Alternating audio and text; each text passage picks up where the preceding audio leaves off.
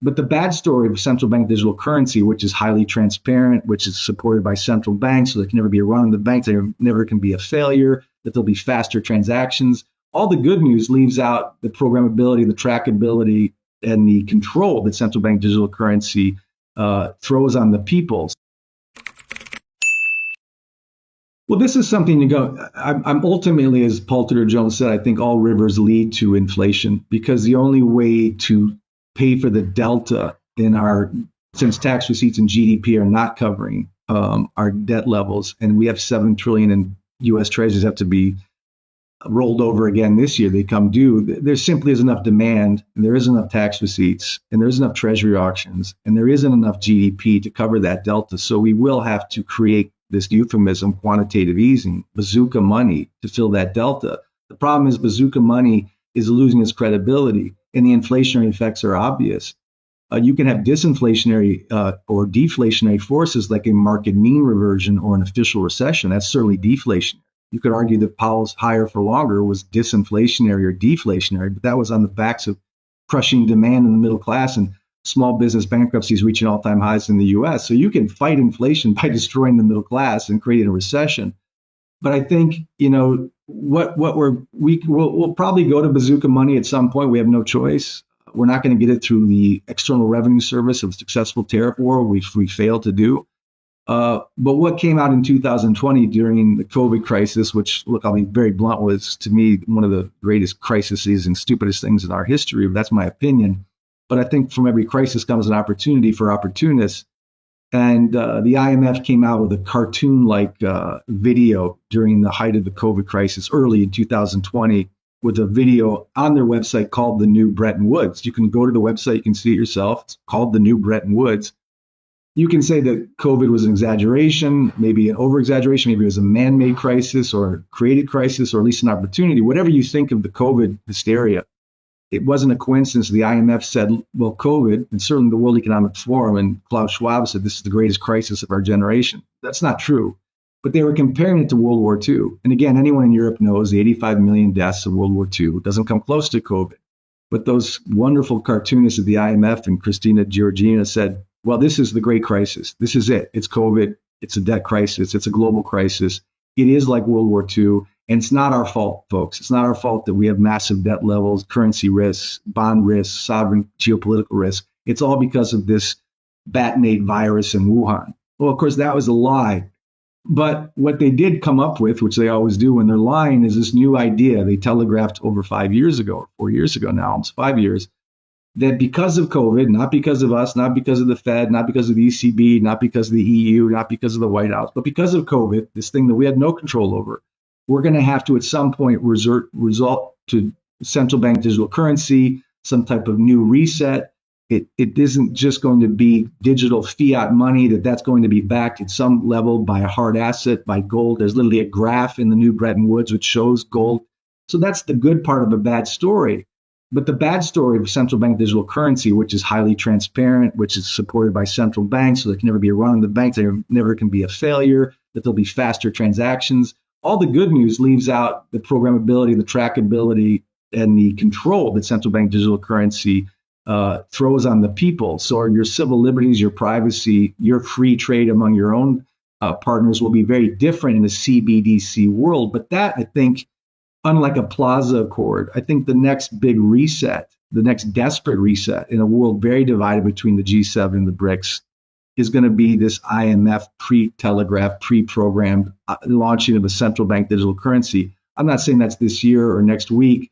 I'm saying that will probably be the inevitable tool used after everything else fails. Because just printing money out of thin air to solve a debt crisis with more debt and monetizing that debt with mouse click money is not a sustainable solution. I think even Besant knows that.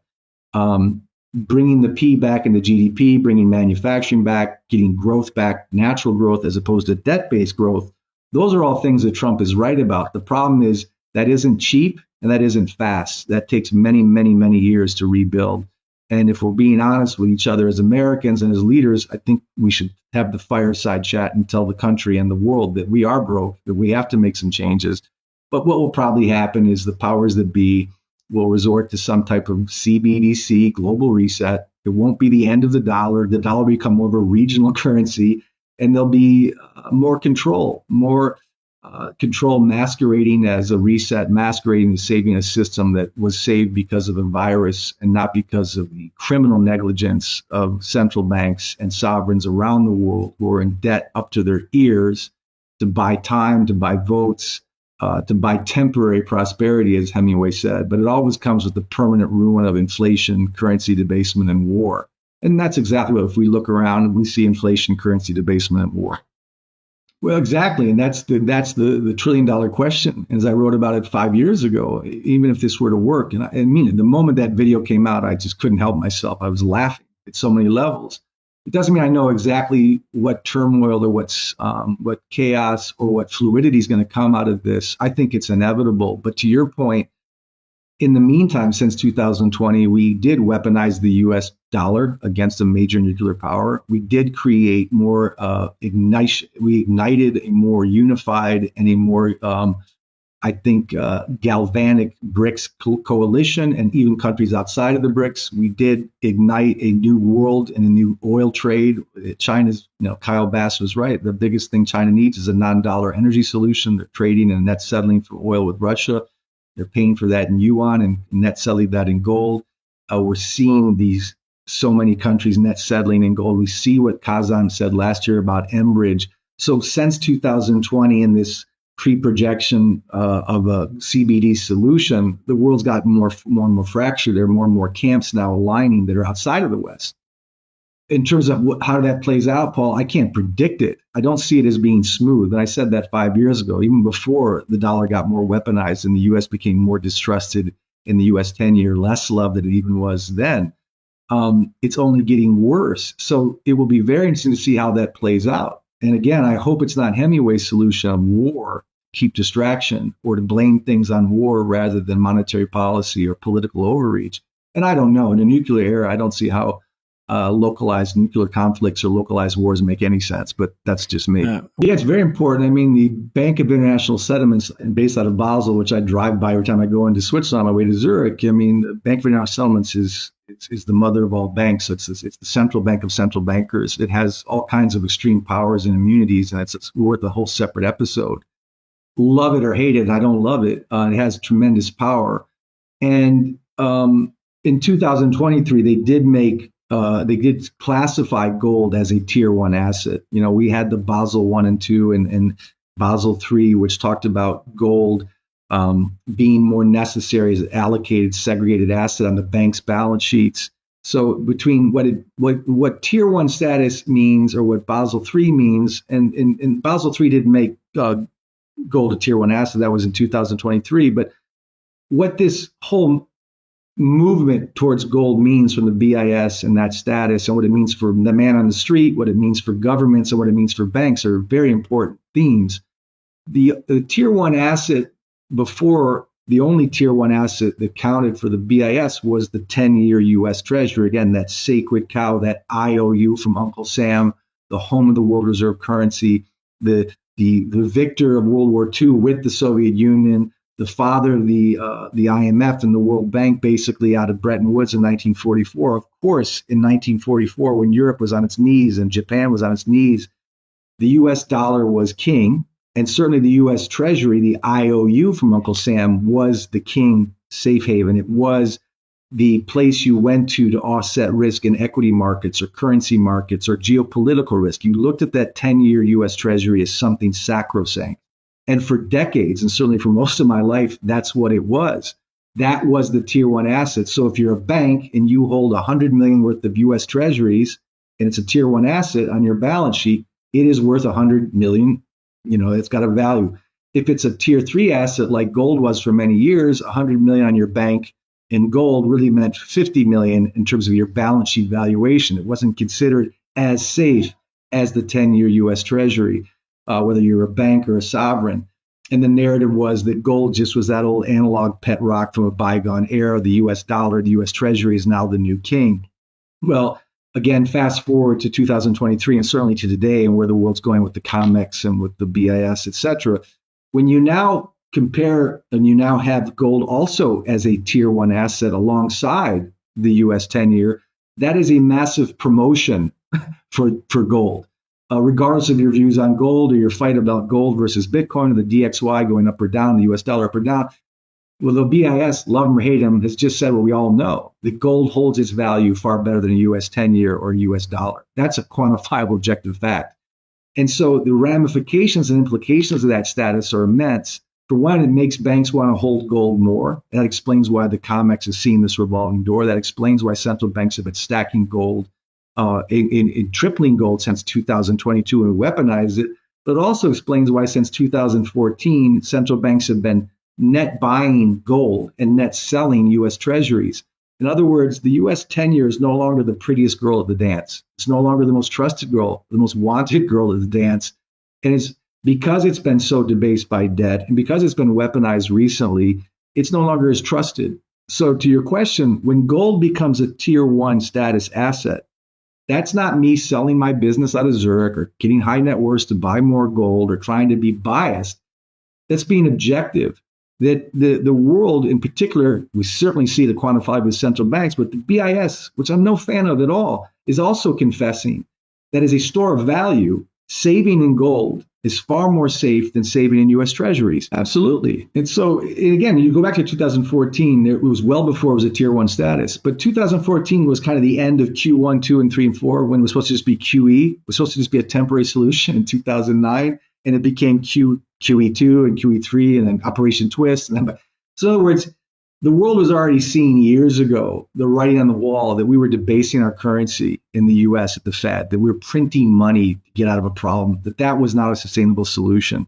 So yes, of course, it was before it became a tier one asset, you could already see the direction of the hockey puck. And I always say, you follow the direction of the puck. That's what Wayne Gretzky said about hockey. You don't play where it lies, you play where it's going. I'm a polo player. It's the same thing in polo. You can be going 35 miles an hour on the field. There's a backswing. You got to turn your horse before the swing. You follow the direction of the ball. 2014 was when we started to see the hockey puck turning direction or the horse turning direction. And banks and nations were already looking more at something safer than that US 10-year. And there was the large central banks. But when you see commercial banks now understanding this tier one status, that creates more and more demand for that for physical gold over that once sacred US 10-year. And again, if you just compare what gold bought in 1920 to what gold buys in 2025, compared to what a dollar bought you in 1920 to what it buys you in 2025, it's undeniable that gold's a better store of value. And since we went up the gold standard in 1971, the US dollar, like every major currency, when measured against a milligram of gold, has lost more than 99% of its purchasing power. That's an extraordinary thing to think about. And you can reflect on that however you wish, whatever your views on gold are. Gold and silver have once again captured the spotlight as America teeters on the edge of unprecedented financial and political instability. With Donald Trump's recent surge in polling numbers despite multiple legal challenges and the U.S. economy walking a tightrope of inflation, rate uncertainty, and record-breaking debt levels, it has become abundantly clear that the fiat system, rooted in endless money printing and blind trust, is broken. Gold and silver are not just alternative investments anymore. They are lifeboats in a storm of economic and institutional collapse. Every fiat currency in history has eventually failed. The US dollar, once backed by gold, now floats on the whims of policymakers and central bankers. The Federal Reserve claims to fight inflation, yet it created the very problem with years of near-zero interest rates and trillions in stimulus. And now, with CPI inflation numbers still sticky and consumer sentiment in freefall, they've cornered themselves into a lose-lose situation. Raise rates and tank the economy, or ease and ignite another inflation wave. Either way, fiat suffers, but physical gold and silver, finite, real, and time-tested, thrive. In the last few weeks, silver has quietly outperformed many other assets, pushing past key resistance levels while being largely ignored by the mainstream media. Gold, too, is testing all-time highs amid global central bank accumulation. Why are nations like China, Russia, and even Poland buying tons of gold while telling their citizens to hold cash? Because they know what's coming. They know the dollar is losing its dominance and that the next financial system won't be built on paper IOUs. It will be anchored to something real. Trump's return to the headlines isn't just about politics, it's about economic sentiment. His recent statements slamming the Federal Reserve and calling for a return to sound money are echoing louder than ever. Trump understands that Americans are losing faith in the institutions that manage their money. Confidence in the Fed is near all-time lows. The Treasury is issuing debt at a breakneck pace. Social Security is on track to go bankrupt. Meanwhile, the stock market continues to float on speculation, artificially supported by Fed jawboning and tech hype. But beneath the surface, cracks are forming. Young investors are waking up. They're beginning to see the trap. Save in dollars, and you're guaranteed to lose purchasing power. Trust in stocks and crypto, and you're subject to manipulation and regulatory whims. The only assets with a 5,000-year track record of preserving wealth through every war, recession, and regime change are gold and silver. And right now, silver is arguably the most undervalued strategic asset on Earth. Not only is it a monetary metal, but it's also essential in solar panels, electric vehicles, and industrial applications. The supply is shrinking while demand is surging. This is not a speculative narrative. It's a supply chain reality. Meanwhile, America is sleepwalking into another debt crisis. With over $34 trillion in national debt and interest payments now rivaling military spending, the writing is on the wall. The government has no plan to pay it off. The only tool they have left is inflation.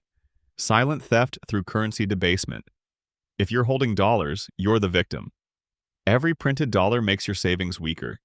Every stimulus check, every bailout, every new government program funded by the printing press, it's a transfer of your wealth to the state. Look at the banks. Regional banking stress has returned, and big names are warning of a new wave of collapses. If even one major institution falls, a domino effect could ensue. And with FDIC reserves under pressure and trust in banks declining, people are beginning to ask serious questions. What happens to my savings if the system locks up? If you can't hold it, you don't own it, and that's why physical metals are making a comeback. Gold and silver require no counterparty. They cannot be hacked, frozen, or inflated away. They don't rely on government promises or Wall Street gymnastics. In times of war, regime change, or collapse, like the world is inching toward now, they are the final fallback. Just this week, Trump warned that America is closer than ever to losing the dollar as the world reserve currency. That's not alarmism, it's fact. The BRICS nations are actively developing a gold-backed trading currency, and the world is watching. The petrodollar era is ending, and with it, the dollar's dominance. Gold and silver will outlive fiat.